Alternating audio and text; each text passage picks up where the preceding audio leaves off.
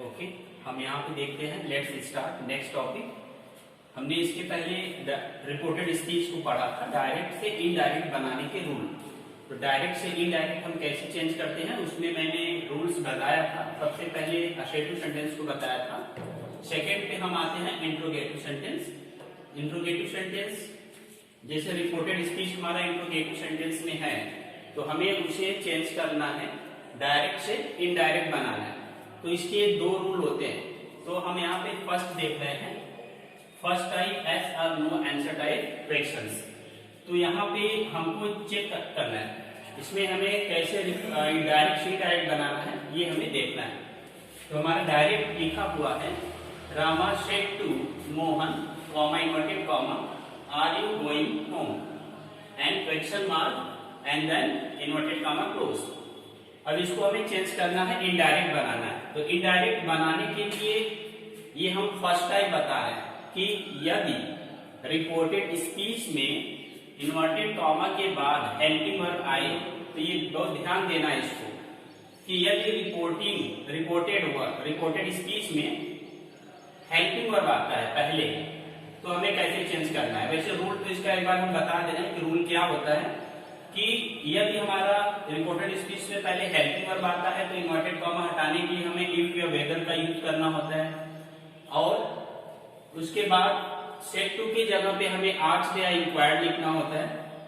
Same process अगर second type वाला, अगर यहाँ पे क्वेश्चन वर्ड आता है WS से जो शुरू होते हैं, क्वेश्चन वर्ड आते हैं, तो हमें इन्वर्टेड कॉमा हटाने के लिए इफ एंड वेदर का यूज नहीं करना होता है, हमें क्वेश्चन वर्ड ही राइट करना होता है।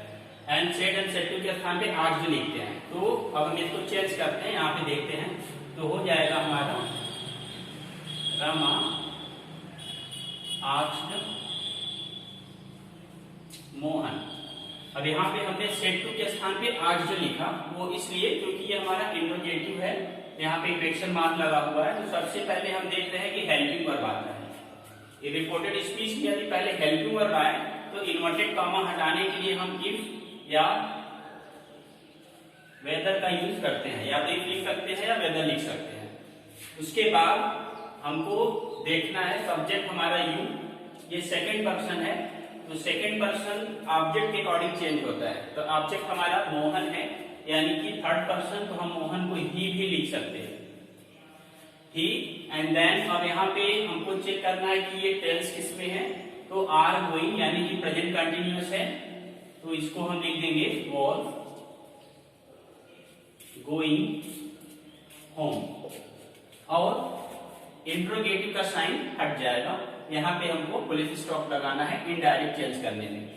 तो इसको एक बार हम देख लेते हैं कि यदि हेल्पिंग वर्ब हमारा आता है पहले, तो हमें इफ का यूज करना है, सेड टू की जगह पे आस्क्ड लगाना है, और सब्जेक्ट को पहले लिखना है। यू सेकंड पर्सन है, तो हमने ऑब्जेक्ट के अकॉर्डिंग चेंज किया, तो ऑब्जेक्ट हमारा थर्ड पर्सन है, तो यहाँ he was going home. Second हम देख रहे हैं, राम सेड टू हिम, तो यहाँ पे हो जाएगा राम आस्क्ड हिम। अब यहाँ पर भी इन्वर्टेड कॉमा के बाद हेल्पिंग वर्ब है, तो हेल्पिंग वर्ब जब आता है तो हमको क्या यूज करना है इन्वर्टेड कॉमा हटाने के लिए, इफ का यूज करेंगे। यहाँ पे हम आस्क्ड के जगह पर इंक्वायर्ड भी लिख सकते हैं,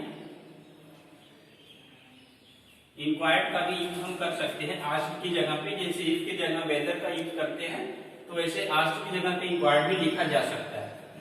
तो हमने लिखा if and you second person, object के अकॉर्डिंग चेंज होगा, ऑब्जेक्ट हिम है, तो यहाँ हो जाएगा ही, ऑन है तो वॉज रीडिंग, फुल स्टॉप, ये चेंज हो जाएगा। Ram asked him if he was reading. Number third हम देख रहे हैं, Sita said to Meera, Sita asked Meera, Sita asked Meera. अब यहाँ पे कॉमा इन्वर्टेड कॉमा मुझे हटाना है, तो हटाने के लिए हम किसका यूज करेंगे, इफ। क्यों? क्योंकि हमारा पहले हेल्पिंग वर्ब है, मॉडल वर्ब हेल्पिंग वर्ब आया हुआ है, तो इसलिए हमको यूज करना है इफ का। इसके बाद हमें लिखना है यू सेकेंड पर्सन, ऑब्जेक्ट के अकॉर्डिंग, ऑब्जेक्ट मीरा है यानी कि फीमेल है, लड़की है, तो हम यहाँ पे लिखेंगे शी, एंड कैन का could, she could solve that, ये दिस का चेंज होके दैट हो जाएगा, that question and full stop. तो ये हमारा रूल है first type yes or no answer type questions. Means कि यदि रिपोर्टिंग वर्ब में पहले हेल्पिंग वर्ब आए तो हमें इफ एंड वेदर का यूज करना है, इन्वर्टेड कॉमा हटाने के लिए सेड एंड सेड टू की जगह पे आर्च लगाना है। ये नंबर फर्स्ट है। इसके बाद हम देखेंगे नंबर सेकंड। ओके, नेक्स्ट हम देख रहे हैं interrogative sentence number second. Number first हमारा था डायरेक्ट से इनडायरेक्ट चेंज कैसे करते हैं, यानी कि हमारा डायरेक्ट में पहले क्या आ जाता था, हेल्पिंग वर्ब। अब हम पढ़ रहे हैं नंबर सेकंड रूल, डायरेक्ट से इनडायरेक्ट चेंज करना, जिसमें इन्वर्टेड कॉमा के बाद आएगा क्वेश्चन वर्ड जो कि WS से शुरू हो जाता है। तो इसको कैसे चेंज करेंगे, तो यहाँ पे हम देखेंगे आई सेड टू को लिखेंगे आस्क्ड हिम। इन्वर्टेड कॉमा हटाने के लिए यहाँ पे ना तो इफ का यूज होगा ना तो वेदर का यूज होगा, क्योंकि यहाँ पे हमारा क्वेश्चन वर्ड आया हुआ है। तो जब क्वेश्चन वर्ड आएगा तो हमको क्वेश्चन वर्ड को ही राइट करना है। यही डिफरेंस समझना है कि फर्स्ट में क्या था, हमारा हेल्पिंग वर्ब था। हेल्पिंग वर्ब अगर पहले आ जाता है तो उसके लिए हमें इन्वर्टेड कॉमा को हटा करके इफ या वेदर लिखना होता है, लेकिन जब क्वेश्चन वर्ड आता है तो सेम उसी को लिख देते हैं। What and you second person object के अकॉर्डिंग, तो ऑब्जेक्ट हिम है तो हो जाएगा he. What he and are तो हो जाएगा वाज डूइंग। ये हमारा हुआ indirect. I asked him what he was doing. Number second, the father said to him why are you killing your time. अब इसको चेंज करेंगे तो सेड टू को हम आज नहीं लिखेंगे, द फादर आस्क्ड हिम। अब यहाँ पर भी इन्वर्टेड कॉमा को हटाने के लिए हमें कुछ नहीं लिखना है, क्वेश्चन वर्ड को ही राइट करना है, क्योंकि ये हमारा क्वेश्चन वर्ड आया हुआ है। Why and then you second person object के अकॉर्डिंग, तो ऑब्जेक्ट हिम है तो हो जाएगा ही एंड आर का was, he was killing his time। अब यहाँ योर है, योर को मैंने लिखा his। ये according to pronoun chart, personal pronoun chart, जो कि मैंने बोर्ड पे बना करके दिखाया था, समझाया था कि किस तरीके से हमको ये प्रोनाउन चेंज करना है। तो योर को हम his कर देंगे, his time। नंबर थर्ड आते हैं रमेश सेड, तो हो जाएगा रमेश आस्क्ड। अब यहाँ पर भी हमको क्वेश्चन वर्ड को ही राइट करना है, इन्वर्टेड कॉमा को हटा के इफ नहीं राइट करना है। Ramesh asked whose and book, this का हो जाता है that and was, full stop. Ramesh asked whose book that was. तो ये हमारा कंप्लीट हुआ। इसमें हमको ये समझना है डिफरेंट दोनों में क्या होता है, ये एक बार देख लेते हैं। हमें इफ या वेदर यूज करना होता है इन्वर्टेड कॉमा, इन्वर्टेड कॉमा के प्लेस पे, वो भी कब, जब हमारा हेल्पिंग वर्ब आता है रिपोर्टेड स्पीच में। एंड नंबर सेकंड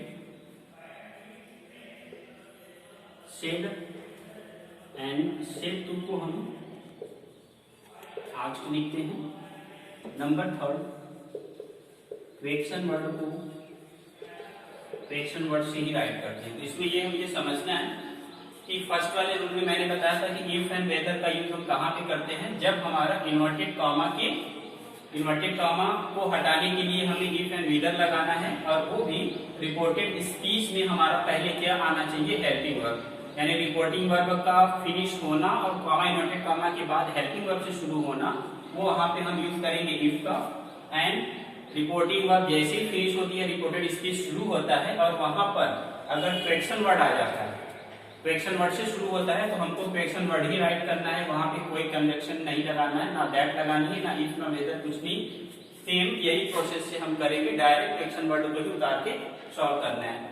सेड या सेड टू के प्लेस पे मुझे आज लिखना है। ये रूल हमारा इंट्रोगेटिव सेंटेंस के है, जो कि नंबर फर्स्ट सेकंड करके मैंने बता दिया। नंबर थर्ड पे आएंगे imperative sentence. Okay, let's start. Number third reported speech में हम देख रहे हैं इंपरेटिव सेंटेंस। तो इंपरेटिव सेंटेंस क्या होता है पहले हम इसे जान लेंगे। इससे पहले हमने देखा था इंट्रोगेटिव, जो कि फिनिश हो गया है। इंट्रोगेटिव में क्वेश्चन पूछे जाते थे। इंपरेटिव सेंटेंस हमारा आज्ञा देना, एडवाइस करना, सलाह देना, प्रश्न पूछना, रिक्वेस्ट करना, विनती प्रार्थना करना और चीजें आती हैं, उसे हम इंपरेटिव सेंटेंस कहते हैं। एक तरीके से आज्ञा सूचक हो जाता है। तो इसको हम चेंज कैसे करते हैं, तो यहाँ पर हमने देखा रूल नंबर फर्स्ट कि वो हमें सेंटेंस पढ़नी है। तो सबसे पहले हमको पहचानना कैसे है, तो डिफरेंट में बताता चला जा रहा हूँ। असर्टिव को कैसे पहचानेंगे और इंट्रोगेटिव को कैसे पहचानेंगे। उसके बाद आता है इंपरेटिव। तो इंपरेटिव हमें सेंटेंस पढ़ के ही ये पता चल जाएगा कि उसमें कमांड कर रहा है कि ऑर्डर दे रहा है कि रिक्वेस्ट कर रहा है। तो यहाँ पे हमको पढ़ करके उसको सेड और सेडेटिव के स्थान पे राइट करना होगा, जो हमें उसमें सेंस समझ में आएगा। सेकेंड, रिपोर्टेड स्पीच के वर्ब के पूर्व हमें टू लगाना है। टू का यूज होगा इसमें।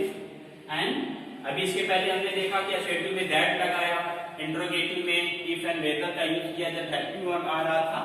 अब हम इसमें इंपरेटिव में टू का यूज करते हैं। साथ ही साथ बता रहा है कि टेंस में कोई चेंज नहीं होता, यानी रिपोर्टेड स्पीच के टेंस में चेंज नहीं होगा। तो नंबर फर्स्ट हम देख रहे हैं, the teacher said to the boys stand up. तो यहाँ पे टीचर ने कहा द बॉयज लड़कों से स्टैंड अप खड़े हो जाए। तो ये सेंटेंस हमने पढ़ा। तो सेंटेंस पढ़ करके हमें इसमें सेंस निकल रहा है कि टीचर बच्चों को ऑर्डर कर रहा है खड़े होने के लिए कि खड़े हो जाओ, क्योंकि टीचर है तो वो उनसे रिक्वेस्ट करेगा नहीं। तो जब भी होगा तो बच्चों को बोलेगा कि आप खड़े हो जाओ, तो ऑर्डर कर रहा है। तो यहाँ पे हम लिखेंगे TEACHER, the teacher said to के स्थान पे हमें सेंस निकल के आया कि ये ऑर्डर दे रहे हैं। तो ORDERED, order. The teacher order the boys. अब इन्वर्टेड कॉमा को हटाने के लिए यहाँ पे लिखा है रिपोर्टेड स्पीच के वर्ब के पूर्व, यानी कि उसके पहले हमें क्या यूज करना है, टू का। To stand up. इसके टेंस में कोई चेंज नहीं होगा, टेंस में कोई चेंज नहीं। स्टैंड अप मैंने वैसे ही राइट कर दिया। तो इसको बना देंगे, बन जाएगा the teacher order the boys to stand up. कहने का मीन्स इन्वर्टेड कॉमा को हटाने के लिए हम किसका यूज करेंगे, टू का। नंबर सेकेंड देखते हैं, the servant said to the master please give me the salary. तो यहाँ पर हमको क्या यूज करना है, देखिए सर्वेंट क्या कर रहा है, मास्टर्स को बोला, क्या बोला, please give me the salary, मुझे सैलरी दीजिए। तो यहाँ प्लीज का यूज किया गया, मतलब रिक्वेस्ट कर रहा है। तो यहाँ पे लिखेंगे the servant requested the master to, inverted comma को रिमूव करेंगे, to give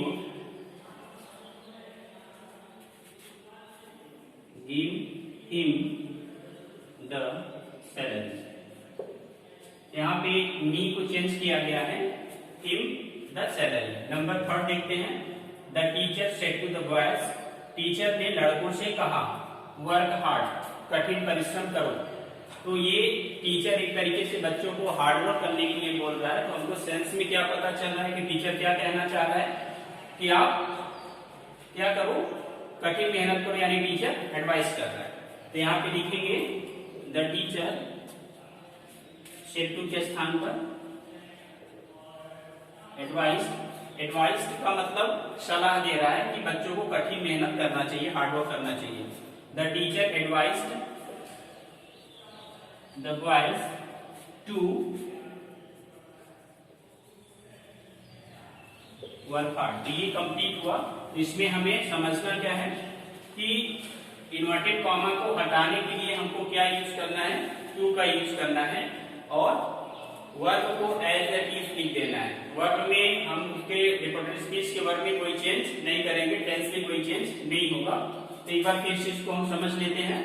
इंपरेटिव सेंटेंस यानी कि जिसमें आज्ञा दी जाए, रिक्वेस्ट की जाए, एडवाइस दी जाती है, और उसके वर्ब यानी कि सेट टू के स्थान पे हमें वो लिखना है according to sense of sentence. Sentence में क्या सेंस निकल रहा है उसको मुझे सेट टू के स्थान पे राइट करना है। सेंटेंस को पढ़ना है, अगर मुझे ऑर्डर समझ में आ रही है ऑर्डर लिखेंगे, रिक्वेस्ट अगर उसमें किया जा रहा है तो रिक्वेस्ट करेंगे, एडवाइस किया जा रहा है तो एडवाइस लिखेंगे।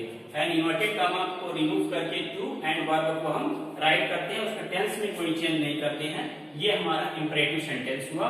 इसमें हम नॉट का भी यूज देखेंगे कि यदि नॉट आ जाता है तो कैसे चेंज करेंगे, जो कि फॉरवर्ड का यूज होता है। इसको हम आगे आपको बताते हैं किस तरीके से हम फॉरवर्ड यूज करते हैं। नेक्स्ट हम देख रहे हैं इंपरेटिव सेंटेंस में भी, जैसा कि इसके पहले हमने देखा कि कैसे हम चेंज करते हैं। अगर सेंटेंस में नॉट आता है तो क्या यूज करते हैं। सेंटेंस में अगर नॉट आ जाता है तो उसको हम टू टाइप से कर सकते हैं। फर्स्ट जैसे हमने लिखा mother said to her daughter do not play, तो मदर ने डॉटर को कहा कि खेलना नहीं, तो ये एक तरीके से मदर अपने डॉटर को एडवाइस कर रही है। तो इसको हम बना सकते हैं MO, मदर सेड टू की जगह पर एडवाइस्ड हर डॉटर, मदर एडवाइस हर डॉटर। अभी तक हम लोग इन्वर्टेड कॉमा को हटा करके टू लिख देते, लेकिन जब नॉट आता है तो पहले नॉट लिखा जाता है। ये हमेशा ध्यान रखना है, अगर नॉट आएगा तो पहले नॉट लिखना है, उसके बाद टू लिखना है, फिर वर्ब नॉट टू प्ले। और या दूसरे तरीके से इसको हम बना सकते हैं मदर फॉरवर्ड हर डॉटर,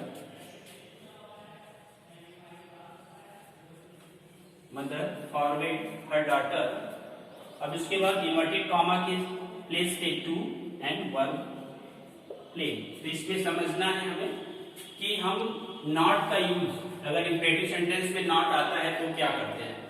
तो सबसे पहले अगर मुझे नॉट यूज करना है तो हमको सेंटेंस पढ़नी है, सेंटेंस में क्या समझ में आ रहा है अकॉर्डिंग टू सेंस।